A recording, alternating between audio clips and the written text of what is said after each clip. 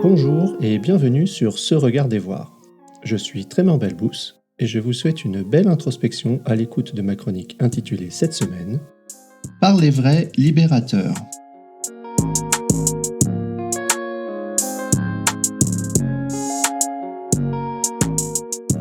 Par les vrais libérateurs.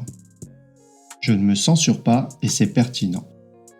À force d'explorer ce thème, je suis abasourdi par les nuances qui se présentent à moi et la tentation de rajouter des dimensions, de les renommer et de les reconfigurer.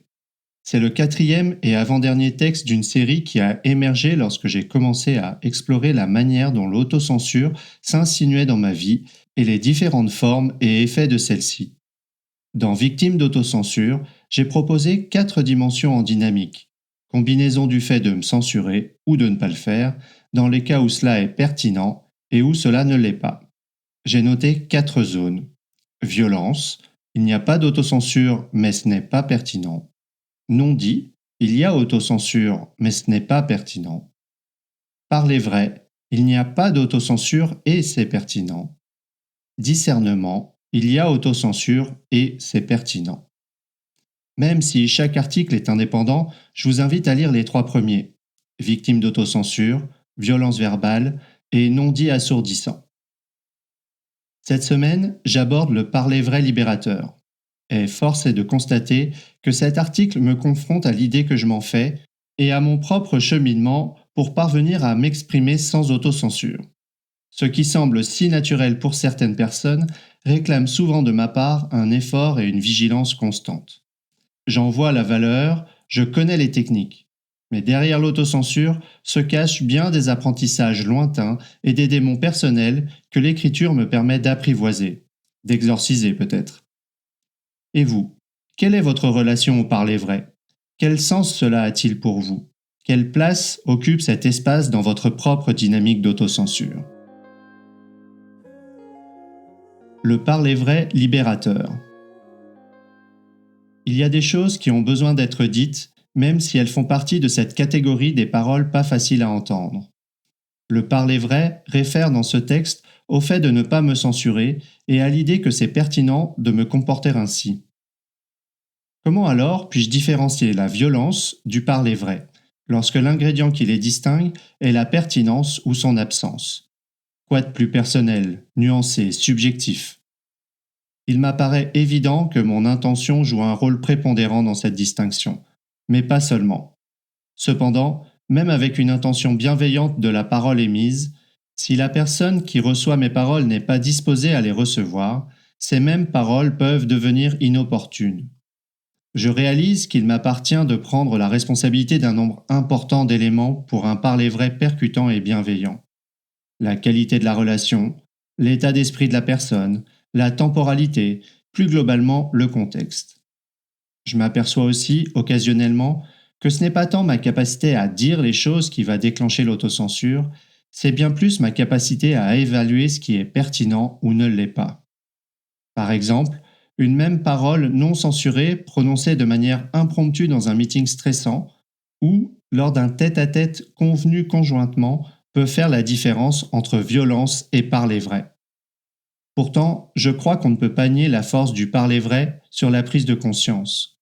Recevoir la vérité de l'autre sans censure est souvent très riche d'enseignements sur moi, sur notre relation, sur l'autre personne et sur la réalité que je me crée de la situation. Faire preuve d'assertivité, parler vrai, sans censure, peut faire la différence entre un projet raté ou un succès, une relation superficielle ou un lien profond, entre un accident grave et le risque anticipé.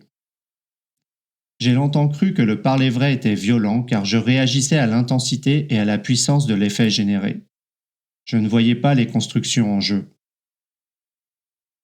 Finalement, la distinction entre violence et parler vrai tient dans la capacité à saisir que je construis ma pensée, puis à apporter à cette dernière le soin nécessaire tant dans la réception des messages que dans leur diffusion. Observer la construction de cette réalité devient libérateur, le terreau du parler vrai libérateur. Parler au jeu dans le nous. Le parler vrai s'exprime au jeu dans le nous. Que serait le parler vrai sans collectif, sans témoin de mon regard sur le monde, sans témoin de mon écoute et de mon acte de parole. Selon moi, dans le collectif, le parler vrai est à distinguer de l'acte d'asséner ses vérités. Dans nombre d'ateliers leadership collectif conscient que nous facilitons avec mon ami Éric Séguier, le parler vrai est l'une des consignes du cadre de sécurité.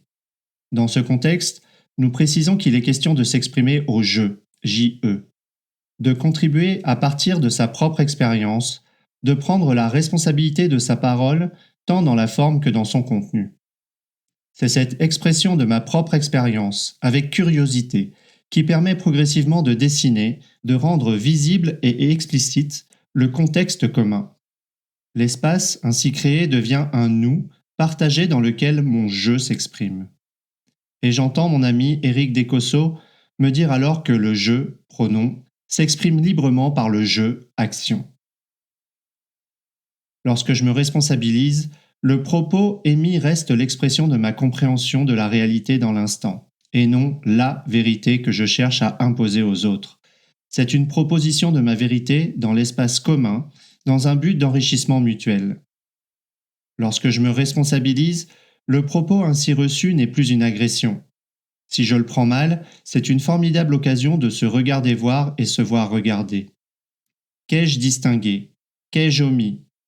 Quelle force interne se manifeste dans la création de cette réalité dans laquelle je me sens attaqué? L'espace ainsi créé peut alors progressivement devenir un espace de dialogue, tel que nous le propose Marie-Ève Marchand dans son livre Vivre en dialogue à l'ère du texto, dans lequel elle partage les 6 invitations suivantes. 1. Accepter d'être en lien. 2. Écouter jusqu'aux os. 3. Suspendre nos présuppositions. 4. Questionner avec une curiosité chaleureuse. 5. Reconnaître le pouvoir de la parole et celui du silence. 6. Co-créer un sens nouveau, le plaisir du dialogue. Parler vrai pour grandir ensemble, par et avec les autres. Le parler vrai libérateur pour sortir des dynamiques de violence verbale et de non-dits assourdissants, pour façonner ensemble, à chaque instant, les causes d'un demain génératif. Conditions pour un parler vrai libérateur. Pour que le parler vrai puisse se manifester, nous avons déjà évoqué l'importance de l'intention, la construction d'un contexte partagé, un cadre de sécurité, les 6 invitations au dialogue, la capacité à évaluer la pertinence. Par l'exploration du dialogue dans les lignes précédentes, je me sens apaisé et sécurisé par ce cadre minimum. Cela m'engage à explorer plus encore et je retourne aux conditions déjà mentionnées la semaine passée. Confiance, courage, vulnérabilité, capacité d'écoute profonde, d'assertivité, d'autonomie. Plusieurs de ces éléments sont illustrés selon moi dans un épisode du Sprinkler avec GoPirate par l'approche qu'ils y décrivent. J'ai trouvé celle-ci inspirante. C'est une forme d'authenticité radicale à prendre ou à laisser avec un contrat clair. J'ai apprécié la forme du parler vrai libérateur de GoPirate. Le point ici est le contrat clair. Une évidence pas si évidente si nous regardons comment fonctionnent beaucoup de nos relations. Pour finir, je constate que j'aime illustrer les conditions à partir des pièges à éviter tels que l'injonction ou absolutisme du parler vrai, quand le manque de nuances provoque le déraillement vers la violence. L'excuse du parler vrai pour tout se permettre, quand la violence s'invite sous couvert de franchise. Les phrases toutes faites telles que « on va se dire les choses », quand cette expression cache les non-dits. Le jugement et la vulgarité, quand on oublie que respect et politesse font partie du cadre de sécurité. L'exploration de l'autocensure, c'est en quelque sorte le franchissement du seuil entre le dialogue intérieur et l'expression audible de notre parole ou de nos actes.